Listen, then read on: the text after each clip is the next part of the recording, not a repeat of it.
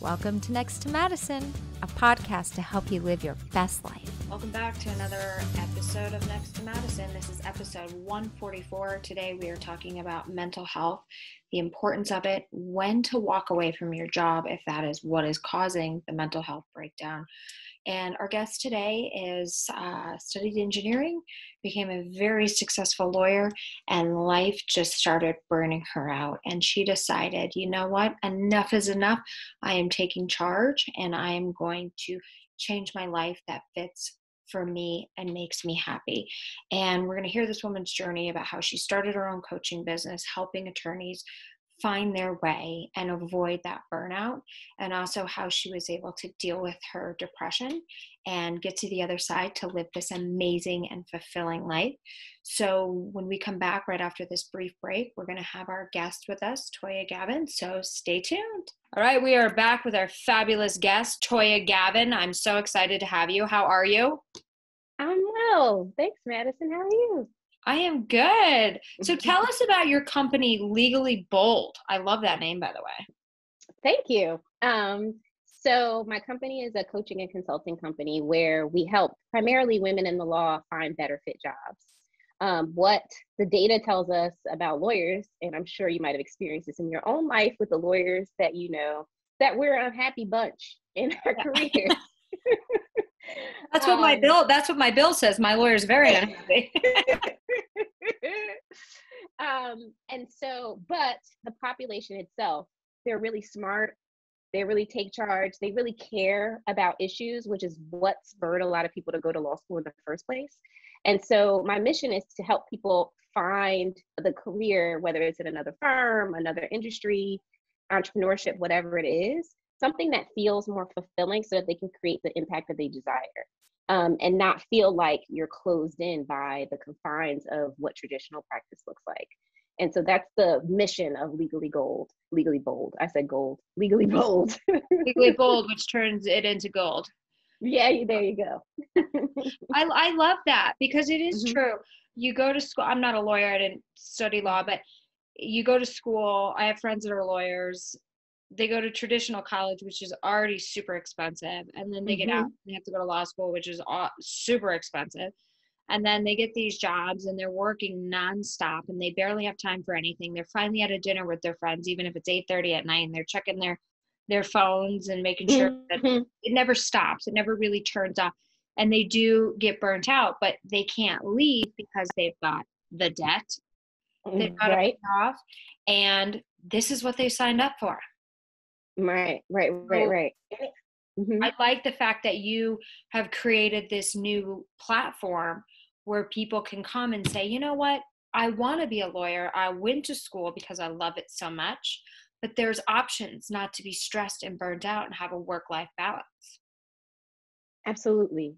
And I think it's simple things that we can do.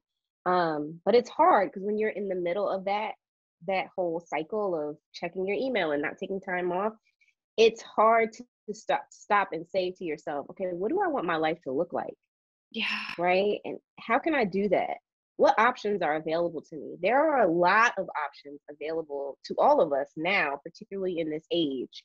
You can create just a plethora of options for yourself, whether you're entrepreneurial or not, to take control of your career and not feel like, okay, I'm making this money, but I don't enjoy my life. Because you're living your life now. It's not happening in the future. It's happening now. Right. So, and life is meant to be enjoyed. And I think we got on this terrible rat race and we just thought this is what we have to do. And it's like I saw this meme illustration and it was funny and I laughed, but at the same time it was so sad. It was just this like little baby and then a kid. It was like the evolution of the human. And the whole time they're walking towards this dollar bill that's hanging and then it's hanging and then boom, right in the grave. And it's like our whole lives, like that's all we're doing when money is very important and it's freedom, but it's not everything. So it's like, how do you find that balance to be financially free is what I like to say. I don't like to say filthy rich because that can cause a whole nother set of problems. But if you're financially free, whatever that means to you, and financially free to somebody could mean $1 billion, and that's awesome. But to other people, it might just be a couple million. Right. So it's like, how do Yeah. you find work that you actually enjoy, so you're not just chasing this dollar straight into the ground and then you drop?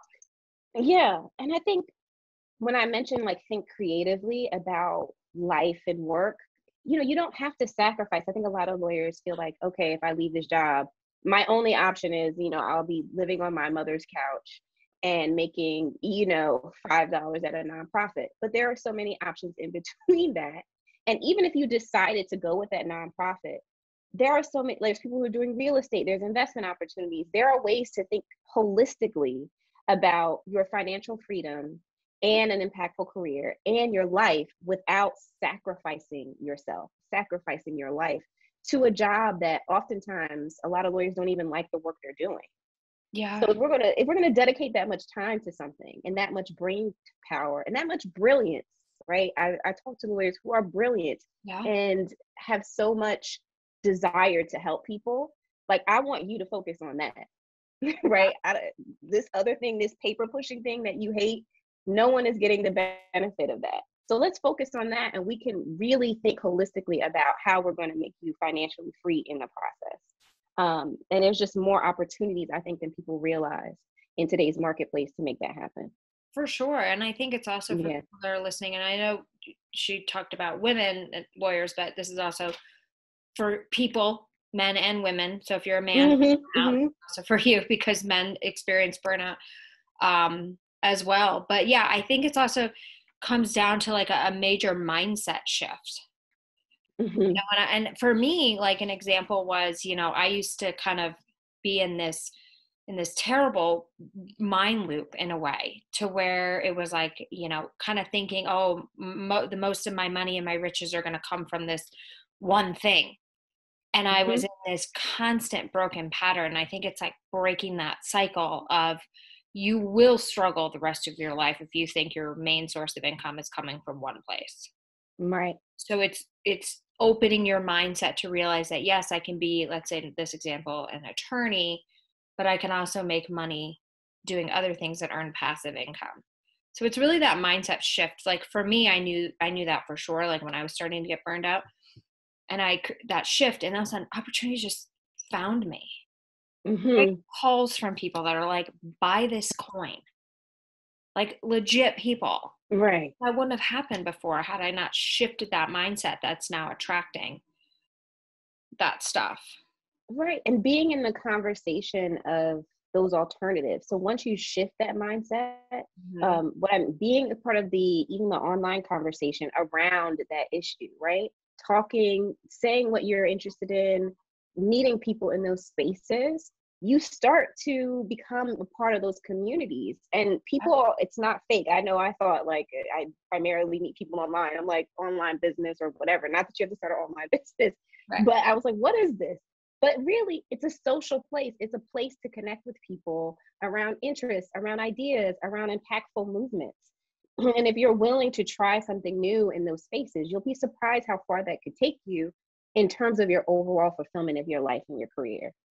Yeah. You don't have to, you don't have to sacrifice yourself and your well-being to a job that you hate. And I just meet too many people who are doing that.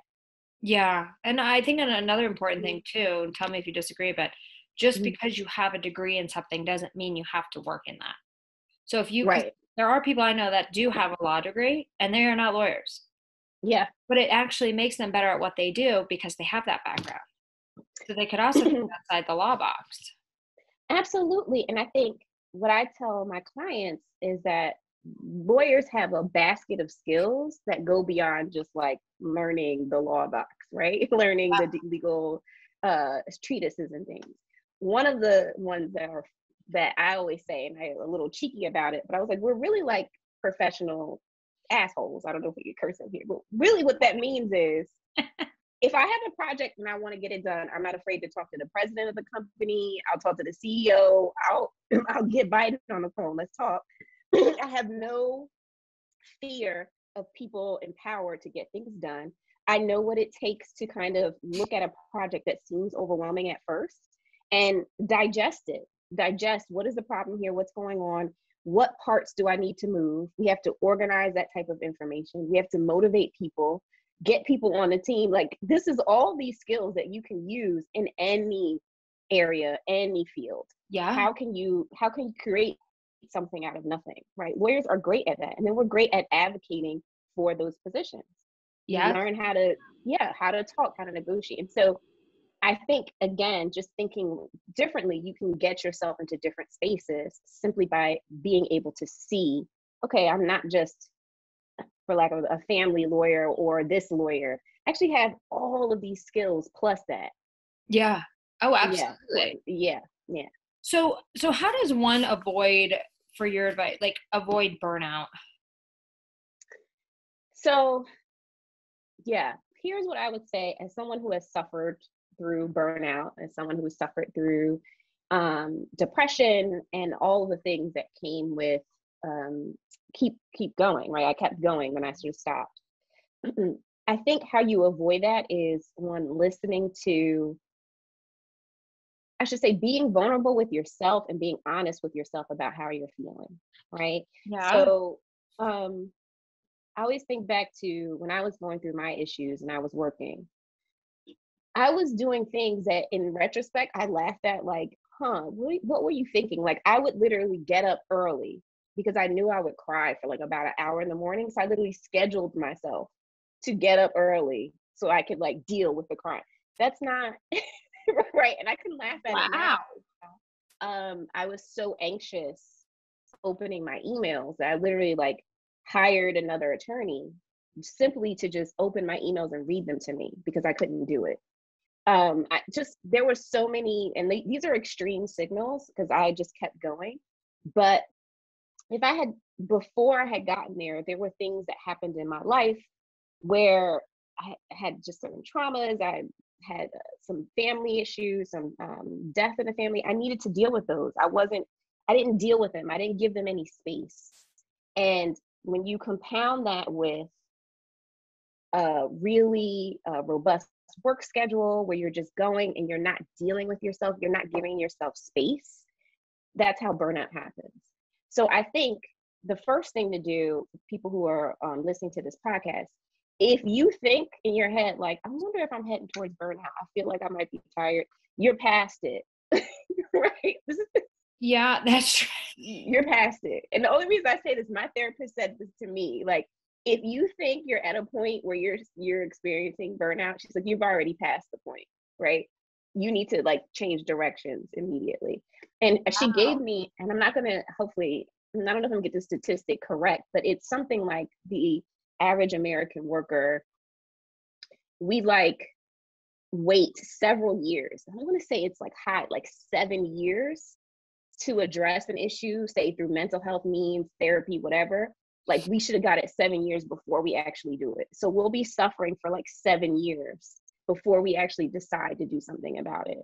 So I say all that to say, if you're listening to this and you're thinking, I might be there, likely you are. And if you are there, there's nothing wrong with talking with a therapist, with talking with mental health providers, with being vulnerable with the people in your family and telling them, I'm not sure what's going on, but something is not right.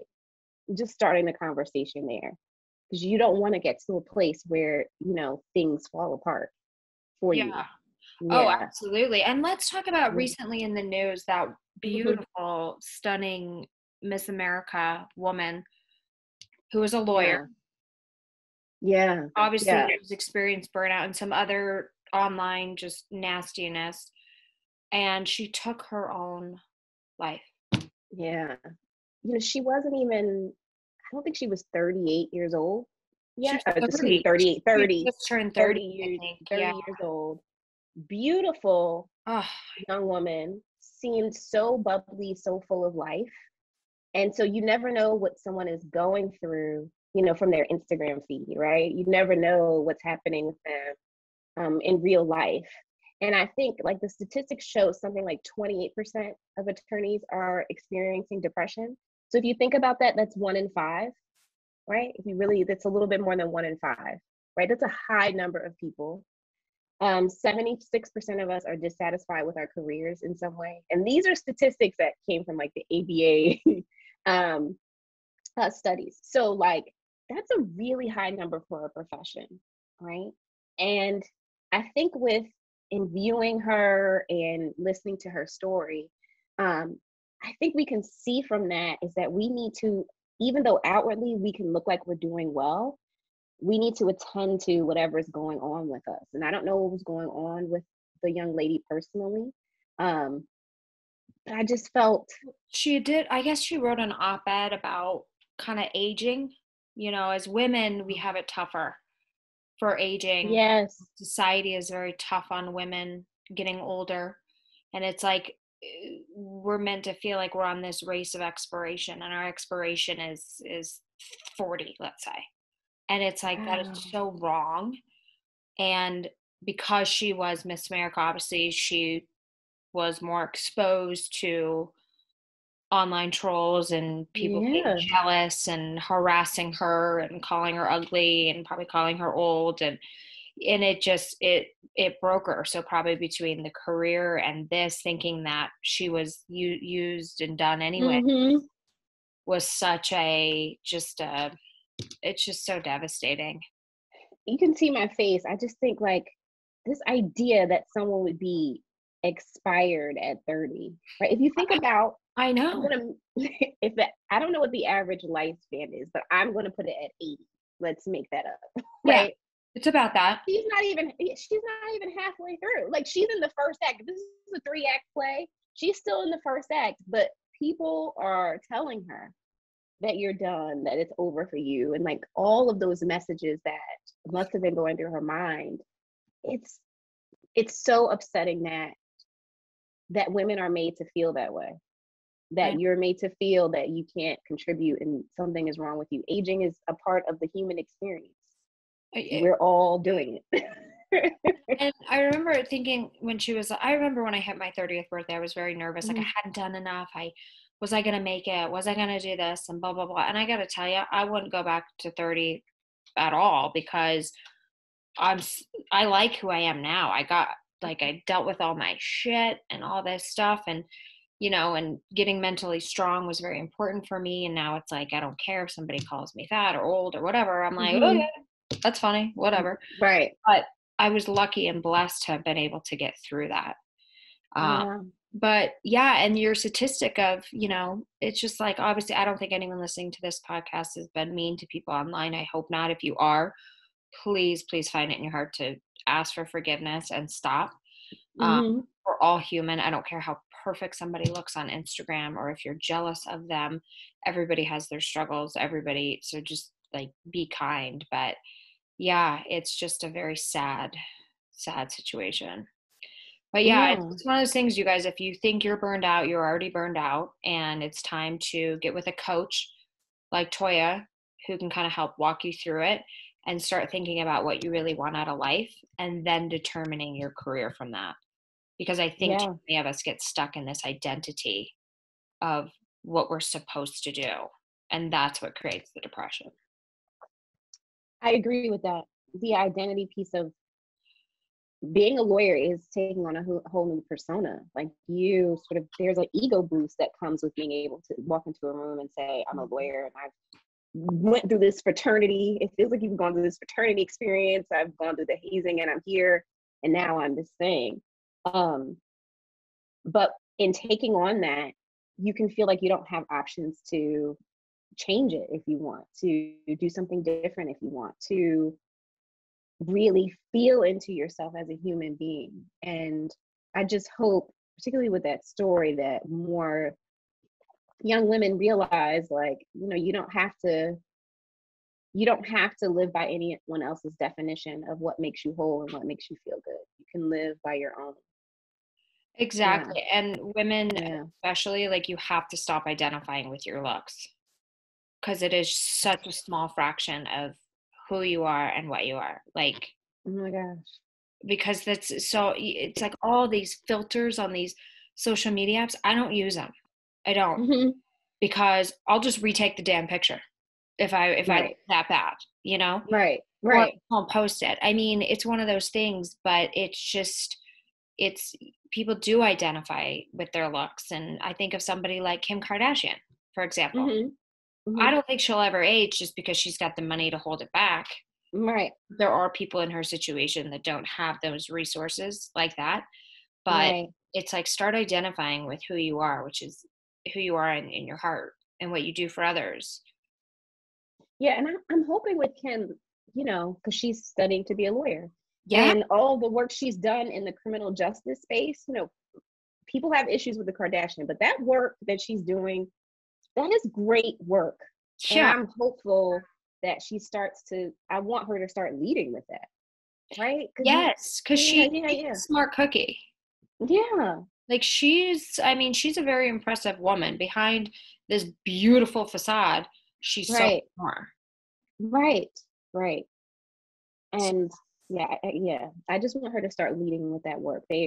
She's built she's built several companies. Like, that's not a small feat, even for someone who's, we think if you're beautiful, you don't have brains, or vice versa, whatever. It takes a lot of work to do what she's doing. And, I'm just hopeful that she starts really leading with that. Yeah, no, absolutely. It is so true. So I also want you to talk about, we talked offline about a challenge you want to do, or a challenge you're doing that you want to encourage everybody else to do. Yes. So February is Black History Month, and I know we're in the month. But I really thought of this challenge in response to what I felt was the backlash against the potential the potential nominees for Supreme Court from our president. Sometimes as a woman of color, before you walk into the room, people make assumptions about who you are and your capabilities and all that. And so the challenge is called Compliment a Black Woman. And it's really just about saying to the Black women in your life, to a Black woman has passed who've inspired you, to, if younger Black women who are really, they make you feel good. There's a lot of even influencers that I'm impressed by what they're doing, and they're like 19, 20, 21, whatever it is. Give them a compliment, and that could be with your words. That could be supporting their businesses with your money. That could be with their time. There's a lot of people who could mentor women. Just complimenting them throughout the month. And the hashtag that we're using is Compliment a Black Woman. And it's very simple. Yeah. Well, I'm going to start right now. Oh. You are amazing, and I'm so happy you're on my podcast, and you're beautiful, and I love your hair, and I like your earrings, and your energy is amazing. Thank you so much. Thank you very much, Madison. I appreciate it. Yeah, doesn't it? The first one I did was my mother, and I'm just so excited that I get to say these things to people in my life. It feels good. Of course. It feels good to compliment people, right? We don't do it enough. Yeah. Well, I think you're great. Yeah. Keep doing what you're doing. Thank you. So yeah, you guys obviously get out there and compliment people, and make them feel good, because you just never know what somebody's going through and how you can make their day. And especially in Black History Month, to really take notice of the work that's being done, and just how beautiful all these people are, and that we're all part of this amazing world, and we all need each other to live in a more beautiful place. So get those compliments going. So what is the hashtag compliment a Black woman, right? That's it. Yep. What about a Black man? Can I compliment a Black man? Well, you can, right? I don't want anyone to not, but my challenge is for Black women. It was just really in response to lift them up and inspire them. To lift them up. Yeah. And then I like that. So I was, it was really that spurred it with the backlash against the nominations. And then the recent suicide of that young woman, I was like, okay, somebody needs to, when I went to her Instagram, I was like, who is not telling this girl that she is awesome? Because I was amazed by the interviews she was holding. People need to hear it. They are experiencing life differently than maybe you see them, and they need to know, no, I'm actually inspired by you. Your hair looks great. Yeah. I like what you're doing today. I like how you put this post together. Yeah, all of that. We need to hear it. I like that. So so if you're listening to this, go pay somebody a compliment and brighten their day. So another thing before we obviously start to wrap up, but because you are a career coach and you're a lawyer and you've experienced burnout, here's a question, and we've kind of touched on this a little bit, but how does one, and this is men and women, stop identifying as what you do? So many of us, you go to meet somebody at a party or at a bar, and the first question they ask you is, what do you do? And then you say, oh, I'm a lawyer, or I'm an entertainer. And it's like, or I'm an accountant, or whatever it is. And our whole identity's in that. But like, I think we should be like, I think we should start encouraging people to be like, what's your favorite place to travel, or what makes you happy, is like a leading question versus like, what do you do? Because what if you're fired from your job? Right. It can be a mental breakdown. So how do you love what you do, but not put your whole identity into it? Yeah. There are a couple things just on what you shared. Number one, I think, like, just to answer talk about like when people are at a party or something and they're coming up to you like, oh, what do you do? Really what people are trying to do is connect, and it's uncomfortable, and they don't want to say like, I don't know what to say in this situation, so I'm going to put you on the spot and say, what do you do? Instead of saying, hey, like, what's happening interesting for you right now? Or what's the most fun thing that happened in the past couple of weeks? Or what? Those are conversation starters that you could talk about something, right? Yeah. That don't deal with, okay, what do you do? And then to answer, like, separating your identity from your career, I think it's because most of our lives, we spend time developing our career.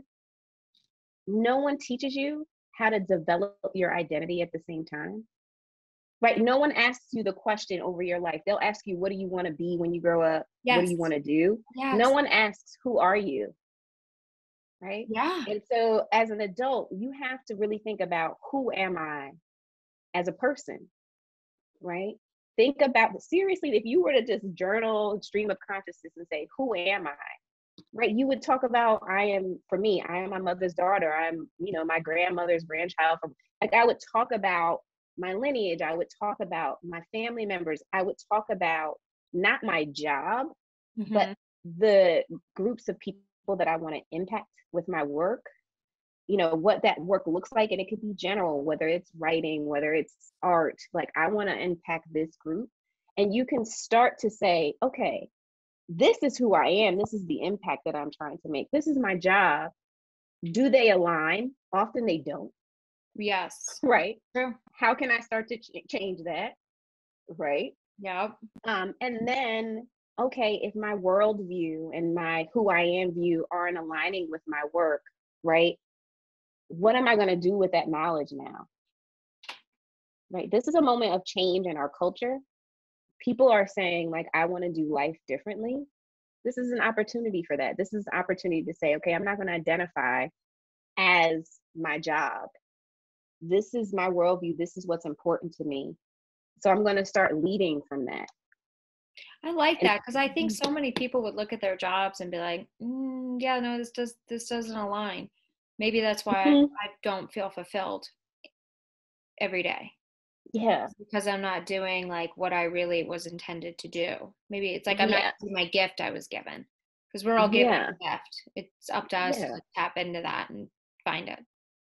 And I think, like, who has it to me? Like, they have it going on. It's like the younger generation. I don't know, people say Gen Z, millennials, whatever you want to call them, whatever that group. But the reason why employers are like, why can't we retain them? They won't stay. Because they've been asking themselves that question, who am I, for a very long time. Yes. And they're like, I am not this job. And so because I know that, I'm not willing to give up my life for you. Like, I want to make an impact, but I am not that. And that, to me, people are like, oh, they have a poor work ethic. I was like, I don't think that's it. There's a cause they're interested in. Yes. They work hard.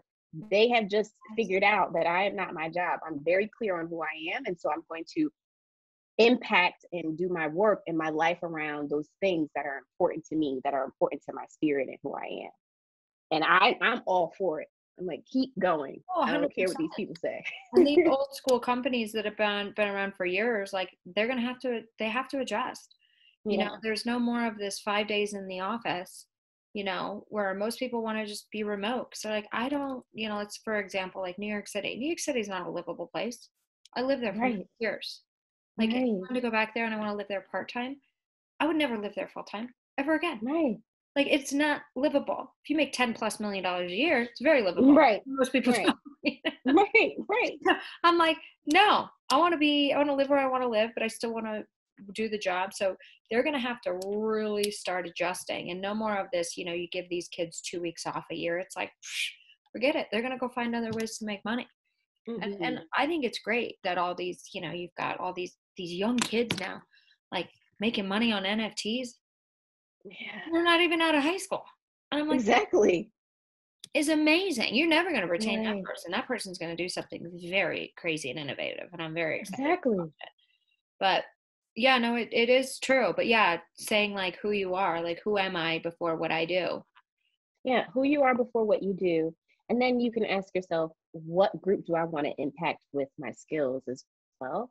In terms of your life's work, that doesn't have to relate to your job at all, right? You could say, I want to help young girls, or I want to help children in foster care. You know, this is the group I want to impact. And that opens up the options as well. So if you wanted to help young girls, you can help them through lots of organizations, through a job. There are a lot of opportunities to make an impact on the group that's important to you. And then you start to have an identity as well that's outside of your work. Yeah. Right? You become more interesting. You're not at a dinner party saying, well, what do you do? I do this. And then the conversation ends and you have other things to discuss. Right. Well. Yeah. And you're actually connecting with people on a deeper level, and that's just a surface level type thing. Cause you know, it's because I think like if you're out, you ask a man, like as a woman, you ask a man what he does, they're thinking, oh, she's trying to figure out how much money I make. Mm-hmm. You ask another woman what she does. Well, because I've experienced this in like entertainment too. Have you ever been to those parties? This is the worst thing in the world. And I have friends that do it too. And I brought this up to them and they were like, oh my God, like I do this and I've got to stop. Mm-hmm. Or you're at a networking event and you're trying to meet people and you talk to them and you're like, oh, what do you do? Where do you work? Blah, blah, blah, blah, blah. And then they realize you can't do anything for them. So they're talking to you, but they're looking over their shoulder the entire time. And I'm like, really? Like, just go. Yeah. Just literally go. Yes. It happens in Hollywood all the time, to where I just want to be like, I can't do anything for you. Like, I can't. Like, I can tell you a story and give you some investment advice, like, but I can't help you. Right. And it makes you feel like it's transactional. Like, I'm here for this transaction. Well, I'm here for connection. Exactly. And another thing too that people need to realize is everybody's like looking to network and to find that better job, or to find that job that lines up with their values, or to avoid burnout and blah, blah, blah. And I just had this experience with a friend of mine who is always asking people for things, and which is fine. But I pulled him aside and I said, you know what, you're gonna start getting more people helping you if not every conversation is what can you do for me. Mm-hmm. Start offering them things you can do for them, because it can't just be like a taker's like world, you know. Right. So that's a way to kind of get more too, is like if you are trying to get somebody to help you, really think about what you can do to help them too. Right. And I think that's so true, because no one wants to feel used, right? Right. And I think it's just like our networking advice, it creates that like, okay, I should be focusing on whoever can help me in the room and all these things. And I think that question you asked about knowing who you are, about separating your identity, if you led with a conversation like, you know what, I'm really interested in using my skills as an artist, my skills and investment to help, young girls in education. And so that's really, I'm here because I'm trying to figure out how I can learn more about that, how I can become a part of that, what areas or what companies are doing that. That's why I'm here. And so, do you know anything about that? Can you help me? That opens up a whole different conversation than, do you work at such and such? Can you get me a job? Nope, it is very true. To where it's like, Right. yeah. So I do like that. Is there anything else that you would say on how to stop identifying like with what you do? Like your Yeah. purpose, would you say? Yeah. I think also, you mentioned values, and that's a word that we throw around a lot, but not many people understand. And not many people have taken the time to really talk about their values for what they are, not what you want them to be, Yes. right? What you think Difference. they should be, Yes. right? Honestly, what do you value? And don't judge that, right? Don't judge yourself. You think like, oh, I should value, I'm going to make up something. I should value fitness. Like I should really, that might not be on your list of top 5, right? You want to be healthy to maintain your body, but like, I know I'm not trying to be the next Peloton instructor. Yeah. So, so trying to be truthful with yourself about what you value right now and what's most important to you, and looking at your life honestly and saying, are my values being expressed in my day-to-day life? If someone were to look at my life from the outside, would they see that I value my family? Would they see that I value integrity? Would they see that, I value, helping certain causes, whatever the case may Yeah. be, whatever the words are? And if that answer is no, then it's on you to kind of think like, okay, how can I make small changes toward that? Right. Yeah. Maybe you're not at a 10. Maybe if on a scale, I'm going to make up of that, like health, I value health again. And, a 10 looks like this. And maybe I'm at a 2 right now. How can I move up to a 3 in the next month? Not to a 10. That's Right. burnout. How can I move up to a 3? Exactly. Yeah. Sorry for that dinging. Mm-hmm. No one lets me rest. No, I'm just kidding. Hey, but at least the dinging was work I value. So bringing it back. Exactly. Okay, so where can everybody find you? Like, where is like your website, social media handles, like all that stuff? Yes. So my website is legally-bold.com. So legally bold. So legally-bold.com. I'm on Instagram at I am Tanya Gavin.